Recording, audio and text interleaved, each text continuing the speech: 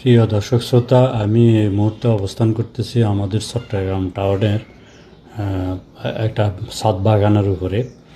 এটা হচ্ছে আমার প্রবাসী বন্ধু, ইউএস প্রবাসী বন্ধু, ক্লাসমেট দিদারুল আলমের বাড়ির ছাদ বাগান।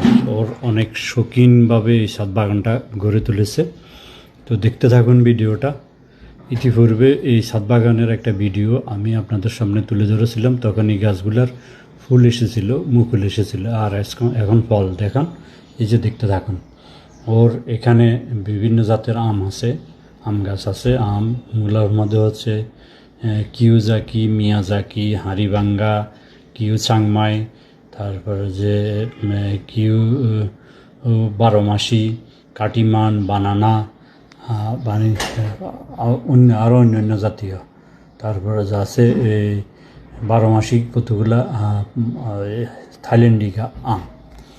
তো বন্ধুরা, ভিডিওটা দেখতে থাকুন। কেমন লাগছে দেখুন।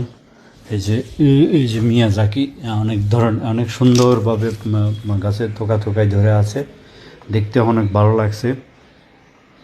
আমি তো আপনাদেরকে ভিডিওর মাধ্যমে দেখাচ্ছি, কিন্তু সচক্ষে দেখলে আরও কিন্তু ভালো লাগবে আপনাদের কাছে।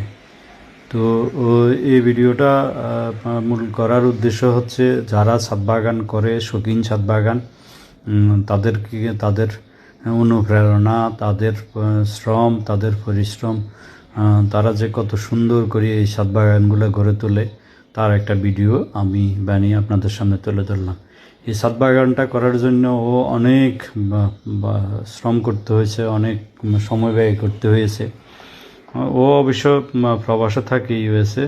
ওর কেয়ারটেকার অন্যান্য লোক দ্বারা এই বাগানটা আস্তে আস্তে তিলে তিলে গড়ে উঠছে। তবে মূল দেখাশোনা সেই করে, বাইরে থাকলেও কিন্তু প্রতিনিয়ত ভিডিওর মাধ্যমে এই বাগানটা মানে যত্ন, কখন কি দিতে হবে, কোন মেডিসিন দিতে হবে, কোন জৈব সার ব্যবহার করতে হবে, কখন স্প্রে করতে হবে, সব রকমের। এই তো দেখেন, এটা বানানা অনেক বড়, অনেক লম্বা। এটা একদম এখান দিয়ে আছে চাংমাই, আবার এখান দিয়ে আছে কতগুলা বারোমাসি থাইল্যান্ডি, একদম মানে সুন্দর কালার।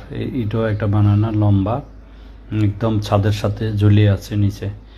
তো সব সময় ও এই গাছগুলার যত্ন করে, সকাল বিকাল 2 বেলা পানি দেয়।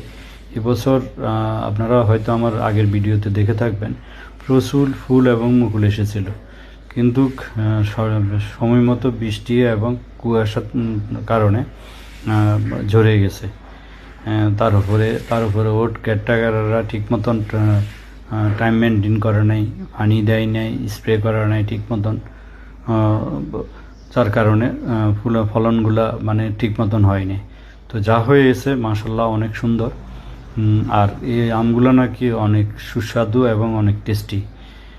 গত 2 3 বছর ধরে এই আমগুলা ধরতেছে, আমগুলা বের হচ্ছে। তবে অন্যান্য বছরের সাথে এবার ফলন অনেক বেশি হয়েছে ও বলল, কারণ অন্যান্য বছর তো সেই দেশে থাকে না, এবার সে দেশে ছিল, যার কারণে ফলন অনেকখানি বৃদ্ধি পেয়েছে। এটা হচ্ছে একটা মানে তাও বড়ই গাছ, ভালো উন্নত জাতের বড়ই।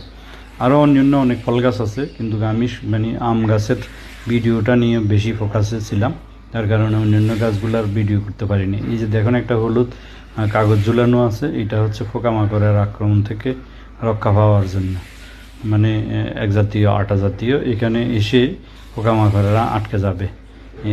এটা হচ্ছে এই বন্ধু দিদারুল আলম, ও ক্যামেরার সামনে আসে না, যার কারণে ওর বক্তব্য আপনাদের সামনে তুলে ধরতে পারিনি। তো বন্ধুরা, যদি ভিডিওটা ভালো লেগে থাকে, একটা লাইক, একটা কমেন্টস দিয়ে সবাইকে দেখার সুযোগ করে দেবেন, আর মন্তব্য করে জানাবেন যে তার ভিডিও বা ছাদ বাগানটা কেমন হলো।